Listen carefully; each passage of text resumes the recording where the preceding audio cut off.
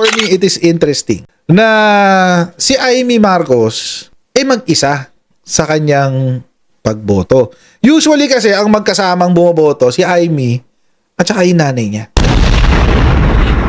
Parang yung nanay nila pumili na ng kanyang posisyon sa kanilang pamilya. What led to this decision? Baka kasi nakakalimutan ni Senator Amy Marcos na yung nanay niya ay Romualdez. Baka nakalimutan din niya na yung kanyang kapatid, ang asawa ay isang Araneta din.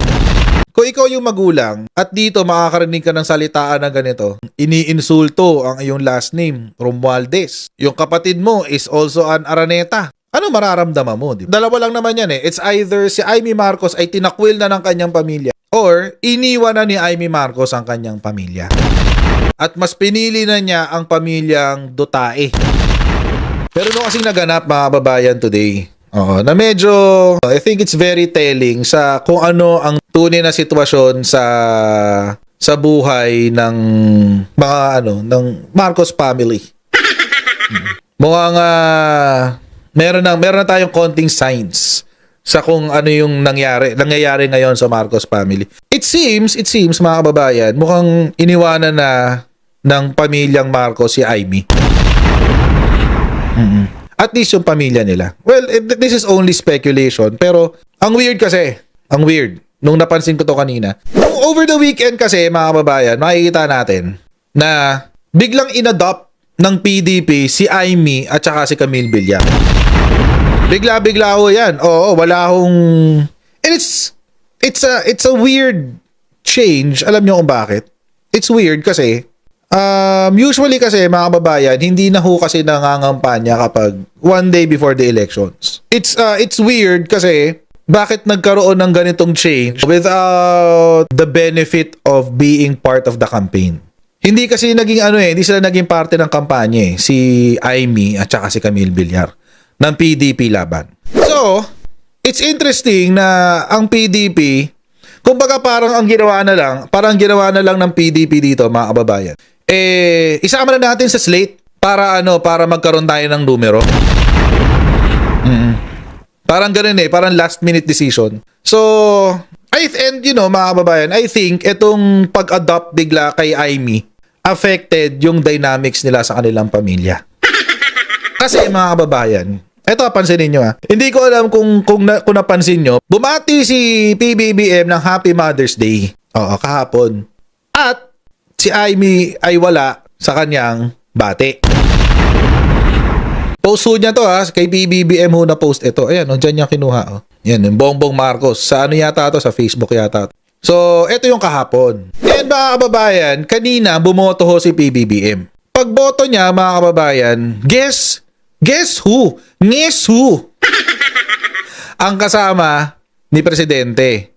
Ang kasama ho niya mga kababayan, si Irene, ayan syempre kasama niya yung pamilya niya, yung kanyang sariling pamilya. Pero ang kasama ho niya sa pagboto, si Irene, yung kanilang bunso, at si Madam Imelda. Usually, mga kababayan, kung papansinin nyo, nitong buong kampanya ni Amy Marcos, palagi niyang ginagamit yung parents niya. Nitong huling video, anong sinabi niya? I'm me. I'm me. Sabi niya. parang kinukumbinsi niya yung sarili niya na Marcos Diba? I'm me, sabi niya. Pero mga kababayan, this time, mag-isa lang si Amy na bumoto sa may anak niya. And take note mga kababayan, si Amy ay bumoto din sa Lawag. So, it's interesting for me, alam niyo mga kababayan, for me, it is interesting na si Amy Marcos ay mag-isa sa kanyang pagboto. Usually kasi ang magkasamang bumoboto si Amy at saka yung nanay niya. So, mga kababayan, it seems nilaglag, kumbaga parang nilaglag na si Amy ng kanyang sarili. Tinakwilan siya ng pamilya niya? Di ba? Parang gano'n na lumalabas Parang yung nanay nila pumili na ng kanyang posisyon sa kanilang pamilya. Pero mga kababayan, bakit kaya? What led to this decision? Okay. Well, we can only speculate. What could have contributed to this? O, ano kaya yung posibleng nangyari? Well, ako, naisip ko lang naman, at least yung diretso sa pamilya nila, no? Una, yung sinabi ni Amy Marcos na ang nagpapabagsak daw sa kanya sa numero ay yung numero ng pamilya niya. Yung apelyido niya. It's very clear that the approval ratings of the administration are very, very bad. Dahil sa apelyido ko, Marcos rin ako, damay-damay talaga ako. Mga kababayan, syempre tayong mga Pilipino, we're very sensitive pagdating sa mga ganyan eh. Oo, sensitibo tayo pagdating sa mga ganyang usapan, yung usapang pamilya, di ba? So, halimbawa mga kababayan, kung kayo yung magulang at sabihin sa inyo ng anak nyo na, kaya ako nagkakaganito kasi pangit apelyido ko eh. Ano masasabi nyo? Di ba? Ano mararamdaman nyo? Kung marinig nyo sa inyong sariling anak, grabe naman yung apelyido ko, kaya nakakasira sa akin yung apelyido ko eh. Ngayon mga kababayan, meron pang isa. Hindi lang ito isang beses nangyari. Ito sinabi niya sa interview ng ANC. Etong isa mga kababayan, sinabi niya sa isang video na siya mismo ang nag-produce. Ang gobyerno ngayon ay hindi Marcos, ang gobyerno ay Romualdez at Araneta. Yan sabi niya. Mga kababayan, kasi ganito yan. Baka kasi nakakalimutan ni Senator Amy Marcos na yung nanay niya ay Romualdez. Baka nakalimutan din niya na yung kanyang kapatid, ang asawa ay isang Araneta din.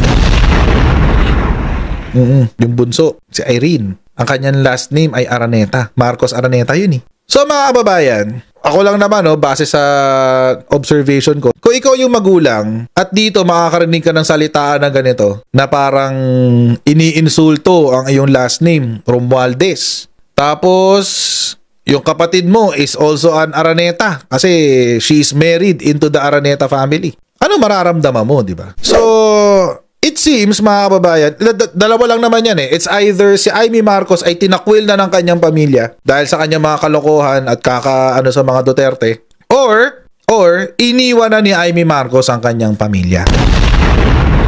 At mas pinili na niya ang pamilyang Dutae. Para sa kanyang para siguro bagong family,